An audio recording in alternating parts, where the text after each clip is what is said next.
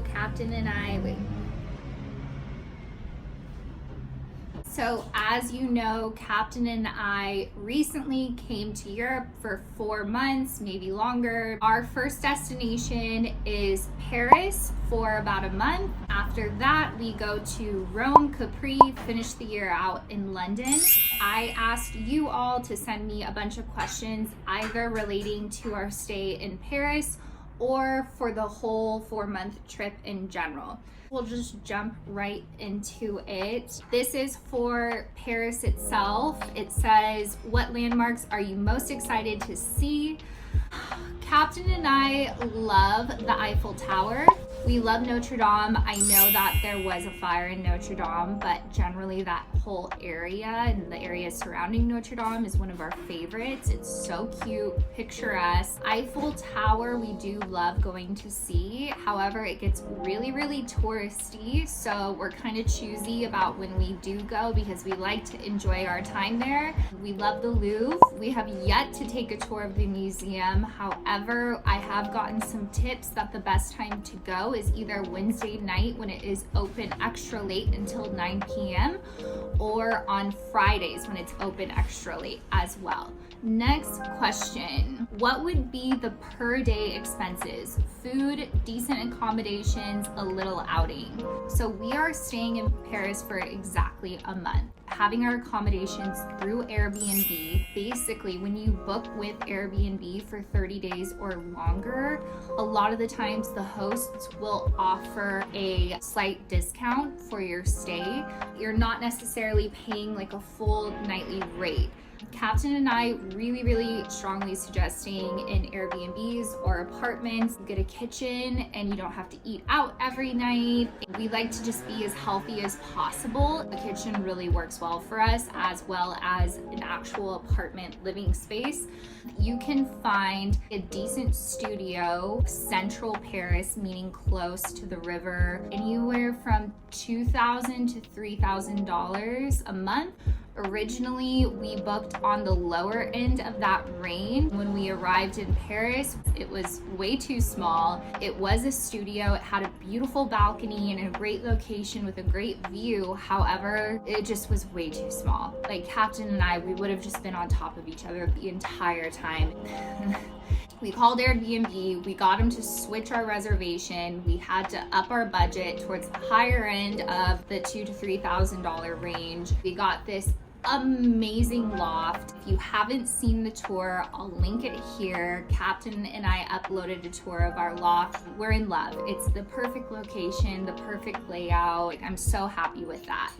Food, daily expenses, and a little outing. Captain and I are very big on cooking meals at home and doing a lot of grocery shopping. We probably end up spending about 15 to 20 euro a day for all of our meals for 2 people.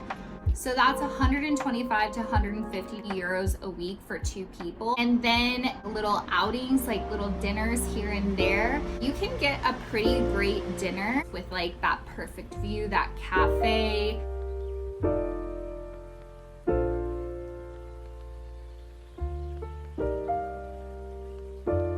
€40 to €50. For nice. There are cheaper eats.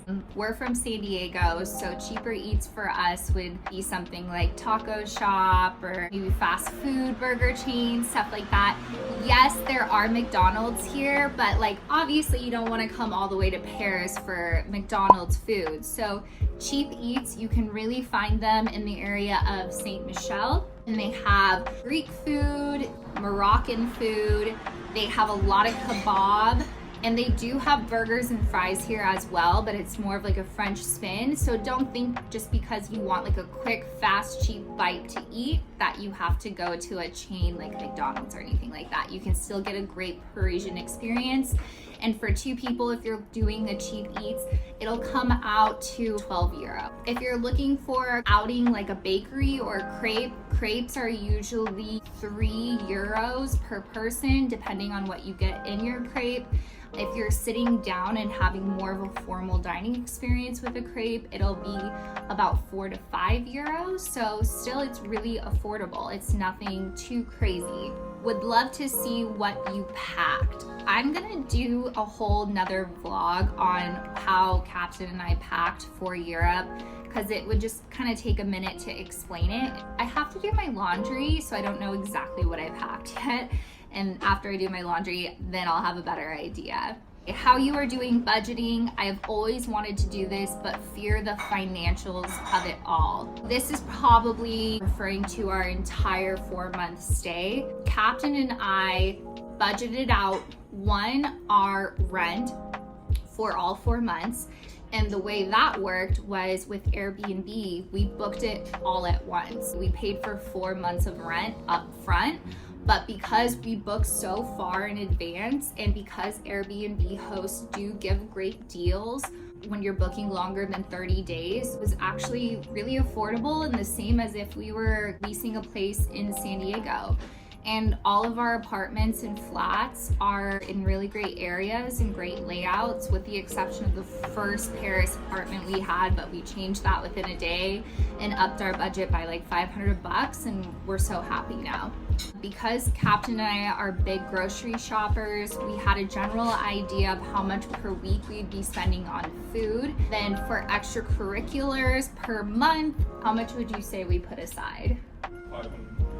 So about 500 euros per month. Really, when you go to Europe, you don't have to spend a lot of money to keep yourself entertained or busy. I'd say like the main things we want to hit in Paris is a tour of the Louvre, a Moulin Rouge show, a boat tour, one really nice dinner, and that was it. And so really it comes out to about 500 euros per month, probably less. Captain and I also both work remotely. I'm obviously a full-time blogger. Sorry, motorcycle. I'm obviously a full-time blogger and influencer, and Captain has his own business as well and does YouTube and tennis. So we both work remotely. That's why we're able to kind of just pick up and go. I don't want to say that it's impossible for people who work 9 to 5. This is something you can definitely save for. I have friends who have left their jobs and gone and traveled the world for a year to come back and get a job when they come back home, or get a visa and stay somewhere they fell in love with abroad. So it's definitely possible. Amazing that you get to do that. Did you go for work? What prompted it? Actually, it's funny, the way Captain and I met, we met when we were both pretty much freshly graduated from college. I was about to attend law school because I really didn't know what else to do with my life at that point. So I just thought, hey, why not go to grad school? And then Captain and I met, and he was playing professional tennis at the time, and he was about to go on this big European tour. We had such a great connection and we teamed up really well, and I think he recognized that. So he invited me to come along with him for the summer before I started law school. Basically, within our first year of knowing each other, we went to Europe for about 3 months together. By the end of the trip, I had decided not to pursue law school, but to pursue blogging and work with Captain as well with tennis. We've done that kind of circuit every single year with tennis, and this is the first time we're actually not here for tennis, but basically just to live. Captain and I, we really recognized, one, we don't have kids, we both work remotely, and we both love traveling. It was just kind of like a why not type thing. There was nothing holding us in San Diego permanently. Are you going to come to Berlin? No, we're not going to come to Berlin this time. Our schedule is a month in Paris, a month in Rome, about 3 weeks in Capri, and then a month in London. Maybe next year. Are French people rude to Americans? No. I don't think they're rude to Americans. I think that if anything, maybe they're a little indifferent. I wouldn't say they like jump up and down in excitement when they hear an American accent come out of my mouth. I would never say that they're rude to us. I think they treat us as if they would treat anyone else. Yeah, I've had plenty of French people be really kind to me. There was one time I got stuck in this like metro gate thing. I didn't know how to get in and out of the subway, and this really nice Frenchman helped me even though I looked like a stupid, dumb American. That was really, really kind. And then there was also an incident where Captain and I had just got off the plane from Miami and we're in a Paris subway or metro, and a guy tried to pickpocket Captain and no one helped Captain, and everyone just kind of stared. It was like rush hour. And we were kind of just like clueless, dumb people who almost got pickpocketed, and thankfully Captain caught the guy. And I just kind of felt like it was really lame how no one offered to like help or make sure we were okay, like make sure we had our passports or tried to stop the guy. They all just kind of watched. It was very, very odd. So it's, you know, I think it just depends. It just really depends. But no, I wouldn't say that they're rude to us. So is it hard living in Paris and not being fluent? There's actually not that many people who speak French here, but I will say it's extremely easy to get by. You just said there's not that many people that speak French. Oh, sorry. Okay, there's not that many people that speak English here fluently, but I will say it's extremely easy to get by. When you go into grocery stores, you can press a button that has English translations on self-checkouts. When you go into a cafe or a coffee shop, I want to say 80% of the time they have a English menu that you can look at. There is so much tourism in Paris that although the people don't necessarily speak English fluently, there's ways to get around it always. Even when you go to buy your metro pass, there is a like English translation on the machine of it. And when you land in Paris and you're trying to figure out your way, most of the time at the airport, when you're getting on and off the metro, there's someone who's in charge that does speak English, so they can help you out. So don't let that stop you from coming to Paris. Captain and I don't know a word of French other than oui, s'il vous plaît, and bonsoir. That's it. And au revoir. That's it. That's it. That's all we know. And we're totally fine. How are you getting around the 90-day rule? Okay, that's a great question. When traveling to the Shenzhen, I hope I'm saying that right, part of Europe, Americans are only allowed to stay 3 months out of every 6 months. So when I announced that I was coming here for 4 months, someone asked, how are you getting around the 3-month or 90-day rule? Well, that rule doesn't apply to the UK. So Captain and I will be spending our 3 months, almost 3 months in Paris, Rome, and Capri.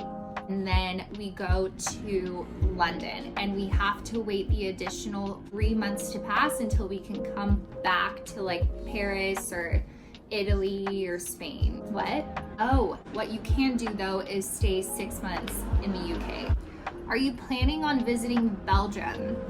So no, we're not planning on visiting Belgium this round, but I have to say Captain and I do love Belgium. Belgium is actually one of the first countries that we ever traveled to together when I was telling you about that tour Captain and I did, and we loved it. We went all the way up and down the coast of Belgium. We went into Bruges, which is one of our favorite places. Maybe next year if Captain does a European tour, I'm not sure, or maybe we'll just come to Bruges again because we really loved it there. That is it. If you have any more questions, please feel free to comment below and I will either comment back or answer them on the next vlog.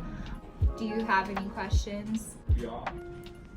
Captain just asked me how often I'm putting out YouTube videos. I will say the next YouTube video I think that will be coming up is how I managed to pack us for 4 months. I'll put a list with everything in it and kind of give you guys a little peek into my closet here. So if you guys need any recommendations, let me know. I'm here to help. Love you guys. See you next time.